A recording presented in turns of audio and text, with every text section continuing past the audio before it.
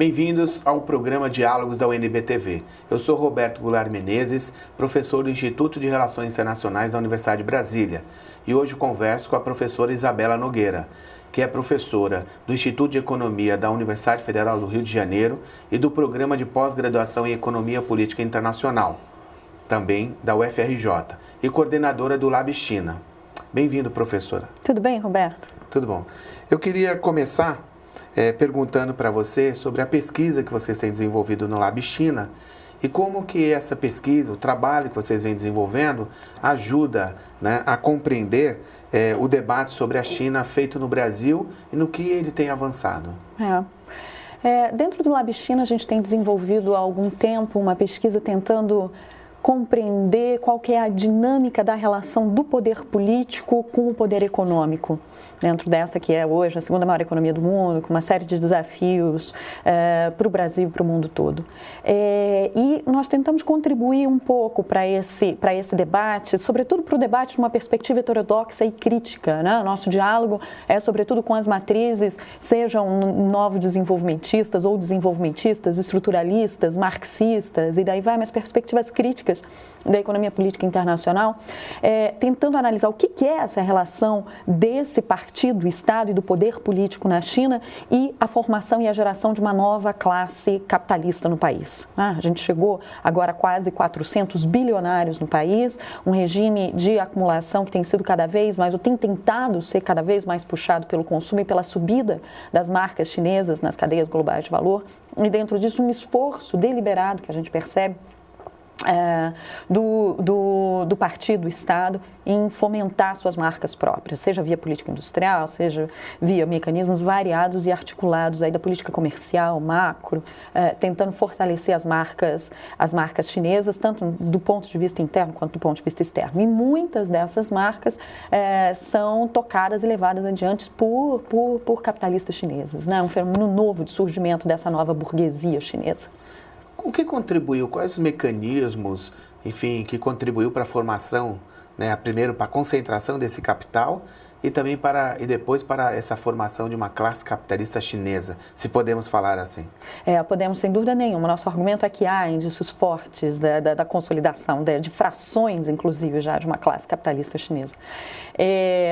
A gente fez uma tipologia com 3 mecanismos bastante afinados, imbricados com o regime de acumulação de capital na China, e a gente começa analisando o que se passa ali durante os anos 90 e os mecanismos de concentração de capital durante os anos 90, e nosso argumento é de que a privatização para os de dentro, que a literatura vai chamar, né, a privatização para os ex-gerentes das fábricas e para as lideranças locais vai ser um desses mecanismos para a concentração de capital em mãos privadas. Isso está finamente articulado com o próprio regime de acumulação e com o processo de acumulação de capital na China nesse período de fortalecimento de um setor estatal estratégico, porque vem as privatizações, mas o Estado vai se posicionando e as estatais chinesas, elas não diminuem, elas vão se tornando cada vez mais estratégicas, né? O poder do Estado não diminui nesse processo de pulverização dessa classe capitalista.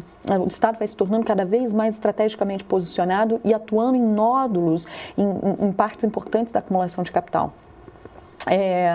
Esse é um primeiro mecanismo. O segundo mecanismo, sobretudo a partir dos anos 2000, é a expropriação de terra dos camponeses. Vai estar finamente articulado com um regime de crescimento puxado pelo investimento e com o processo de urbanização e de construção de uma infraestrutura de maneira alargada dentro do país. Vai ser um motor acelerado para a concentração de capital e formação dessa, sobretudo em torno nas mãos das construtoras chinesas e dos construtores que vão se transformar em grandes, com poder econômico extraordinário dentro do país. E um terceiro mecanismo que a gente está chamando aí da inovação autóctone, que é um conjunto de políticas articuladas que o Partido do Estado leva a cabo do ponto para a promoção das marcas próprias chinesas, da inovação endógena chinesa. E isso finamente articulado com um padrão de acumulação puxado, pela tentativa de mudança para um padrão de acumulação mais puxado pelo consumo, né? E pela geração de marcas próprias chinesas. E aqueles que ficam de fora de todo esse processo de concentração e essa formação dessa classe capitalista, certamente gera conflitos de classe. Você pode falar um pouco sobre esse tipo de conflito, ou quais são eles? Porque um elemento importante da pesquisa é que, ao mesmo tempo em que a gente vai analisando essa dinâmica de formação dessas classes e dessas frações da burguesia, a gente também vai observando o que está acontecendo do ponto de vista das classes que vão sendo excluídas nesse processo, né? No primeiro período, isso daí está muito concentrado seguindo, né, esses três, essa articulação aí que a gente foi fazendo, né, entre os mecanismos de concentração e acumulação de capital. Nos anos 90, isso está muito articulado aos protestos e às mobilizações e os labor unrests, né, as revoltas de trabalho, dos ex-funcionários de empresas coletivas e estatais. E aí, com um senso de legalidade que eles trazem desde o maoísmo, né, muito fortemente afinado com um senso de legalidade que eles trazem de trás. Depois, nos anos 2000, a cara desses protestos, isso continua, a gente continua tendo várias revoltas associadas à perda de emprego desses antigos trabalhadores de empresas coletivas estatais, mas um segundo movimento que ganha impulso é associado, sobretudo, às manifestações levadas a cabo pelo trabalhador migrante sem registro, né, que vai ocupar as fábricas, os dormitórios na costa chinesa, as grandes montadoras chinesas, o estado da arte, da grande escala e da manufatura em escala na China e no mundo, né? E aí são os protestos que vão ganhar muita visibilidade na mídia por conta do tamanho extraordinário. 2010 quando a gente atinge o pico dessas mobilizações. A mobilização da Honda vai ser uma dessas primeiras, mas ela tem uma sequência e um efeito em cascata, vai atingir inclusive fábricas como da Fox, com Toyota, e daí vai, episódios dramáticos de suicídios de trabalhadores, por exemplo, e tem um apoio explícito, em alguns momentos um pouco mais velado, mas tem um apoio do partido, tem um apoio do Estado, tanto que isso vai ser vinculado pela mídia oficial e oficiosa. Isso vai sair, vai reverberar no país e vai ajudar no processo de disseminação dessas manifestações. Então, isso vem acompanhado. O terceiro movimento, mais recente agora, e a gente começa a perceber, é um aumento das revoltas, sobretudo no setor de serviços, transportes e daí vai. O que não significa que os demais, que as que eu falei antes, os tipos de revoltas trabalhistas que eu mencionei antes não continuem, elas continuam, então vão se avolumando e gerando um processo de tensionamento social que não é nada trivial, né? Ao mesmo tempo em que essas diferentes frações de classe, que também falei antes, também têm gerado pressões diversas dentro do partido. Então tem um processo de tensionamento, tanto do ponto de vista das frações de classe dentro disso que vão comandando a acumulação de capital, operando a acumulação de capital, quanto do ponto de vista das classes excluídas, que não é nada trivial. A relação que há entre o partido, né, e essas classes capitalistas que você está tão bem explicando para nós, quais são os desdobramentos dessa articulação e, ao mesmo tempo, as tensões quando a gente pensa no âmbito internacional? A gente tem notado que, sobretudo nesse terceiro momento, a partir desse conjunto de políticas industriais para a formação das marcas próprias, daí vai, a gente percebe um tensionamento evidente do ponto de vista da concorrência intercapitalista internacional. A reação internacional a esse conjunto de políticas de inovação autóctone foi muito por parte dos países centrais, sobretudo dos Estados Unidos, foi bastante expressiva. O TPP, o Tratado do Transpacífico, enquanto ele vigorou, ou enquanto houve a proposta de criação, era claramente uma resposta a esse conjunto articulado de políticas industriais, macro e daí vai, para a criação de marcas próprias por parte de países que estão fazendo o seu catch-up e por parte de países periféricos que estão fazendo processo de catch-up tecnológico.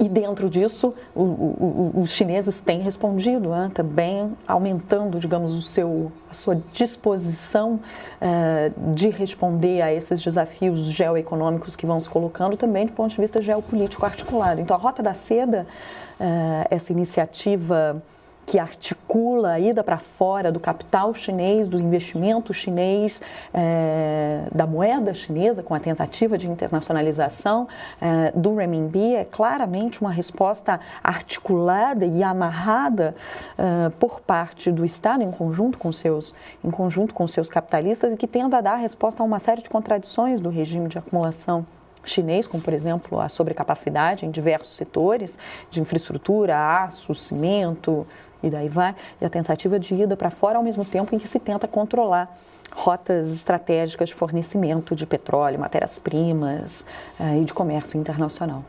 No começo dos anos 2000, o Partido Comunista Chinês tirou, em um dos seus congressos, salvo engano, 2001 ou 2002, uma estratégia chamada Going Global, né? Uma estratégia de adquirir posições no âmbito internacional, como você mencionou, por exemplo, na área de energia e de alimentos, entendendo inicialmente nas primeiras partes da estratégia, nos primeiros períodos dessa estratégia, que tanto energia quanto alimentos seriam questões de segurança para os chineses, né? Essa estratégia Going Global, por exemplo, de adquirir uma empresa como a Syngenta, né? Através de a Chemical Chinese, né?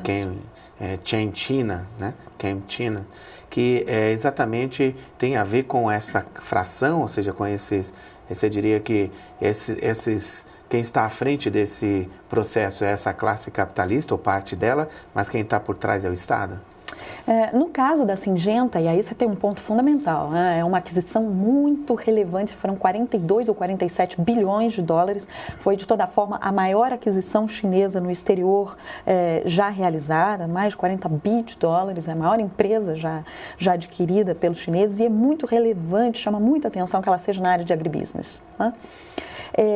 Ela não faz parte, ela não está articulada com essa classe capitalista chinesa pelo fato da Chem China ser uma estatal.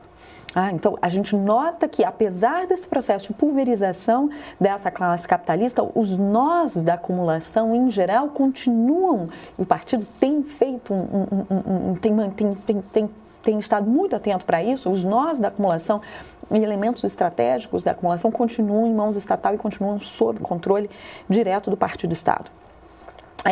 No entanto, a Chem China ela está finamente articulada, a aquisição da Syngenta pela Chem China está finamente articulada com essa tentativa, com essa terceira fase, com esse terceiro, digamos, padrão de acumulação, essa tentativa de mudança para um regime de acumulação mais pautado no consumo e mais pautado em marcas próprias chinesas, porque é muito significativo que eles tenham entrado na cadeia agroalimentar global tentando controlar uma marca líder, né? Tentando controlar, controlando, porque afinal de contas eles compram a Syngenta e compram junto com isso todo o pacote tecnológico que vem junto com a Syngenta e todo o domínio da cadeia agroalimentar que isso pode permitir, né? Do ponto de vista do agrobusiness.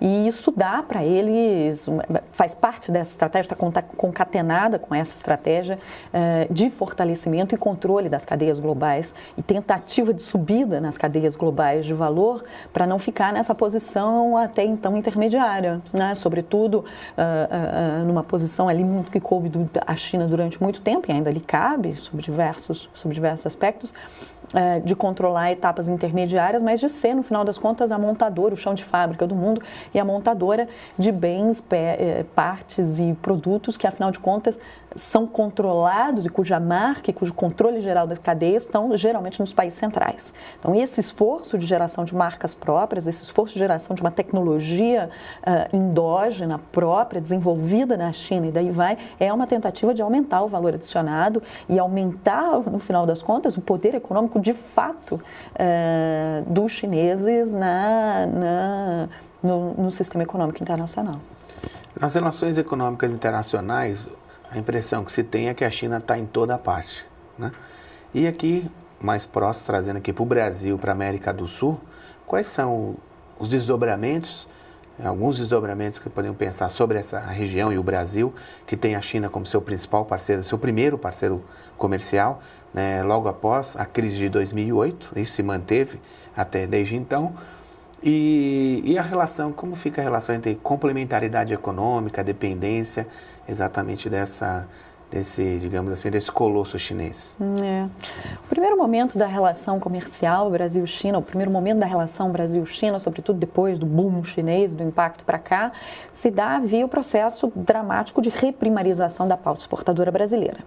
Então, assim, do ponto de vista brasileiro, tem um ponto absolutamente dramático do ponto de vista da nossa estrutura produtiva, porque isso, e sobretudo a forma como o Brasil se inseriu nisso, foi uma forma absolutamente reativa, passiva e a mais complicada do ponto de vista da nossa estrutura e do nosso desenvolvimento numa perspectiva alargada de longo prazo. Um processo de reprimarização é um processo complicadíssimo para a economia brasileira. Voltando para a cadeia da soja, por exemplo, ou para a cadeia agroalimentar, se a gente está dizendo que os chineses acabaram de comprar a Syngenta e com isso querem ter o controle de determinadas posições no agronegócio e na cadeia agroalimentar internacional, a pergunta seguinte, afinal de contas, qual é a marca da soja brasileira, né?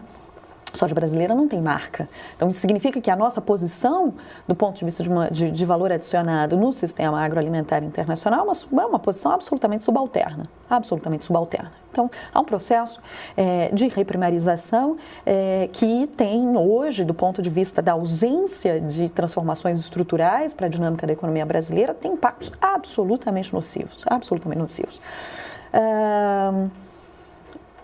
Do ponto de vista dos investimentos chineses aqui, que aí parece ser um segundo momento, né, sobretudo a partir de 2008, a partir de 2010, vem um influxo de investimentos chineses extraordinários para a América Latina e para o Brasil, em especial, a gente também percebe uma predominância desses, sobretudo do ponto de vista de valor, a gente percebe uma predominância desses investimentos, sobretudo em energia, que inclui linhas de transmissões, o linhão de Belo Monte, por exemplo, mas, sobretudo, no setor de petróleo. Evidentemente, os chineses têm, e já declararam isso, né, explicitamente, interesses em tecnologias específicas aqui. A tecnologia do pré-sal é alguma coisa que interessa a qualquer potência de fora, e a possibilidade de penetração no pré-sal foi uma coisa que trouxe investimentos chineses aqui em larguíssima monta. É verdade que esses investimentos também vieram acompanhados depois, ao longo do tempo, com uma disseminação também em automotivo, indústria automotiva, em vários outros setores a gente percebeu, mas do ponto de vista de valor mesmo, o grosso dos investimentos chineses aqui foi também um processo vinculado a uma reprimarização da pauta exportadora e da base produtiva brasileira. Nesse sentido, digamos, esse é o caráter complicadíssimo que a relação com a China nos trouxe, e aí não se trata de apontar o dedo para os parceiros, mas, sobretudo, de assumir para nós a responsabilidade pela ausência de uma estratégia articulada para, dentro dessa relação com os chineses, ter capacidade de pensar um projeto de desenvolvimento que implicasse mudança da estrutura produtiva brasileira, que implicasse mudança estrutural, né? O que não houve. Houve de maneira muito localizada, em momentos muito específicos.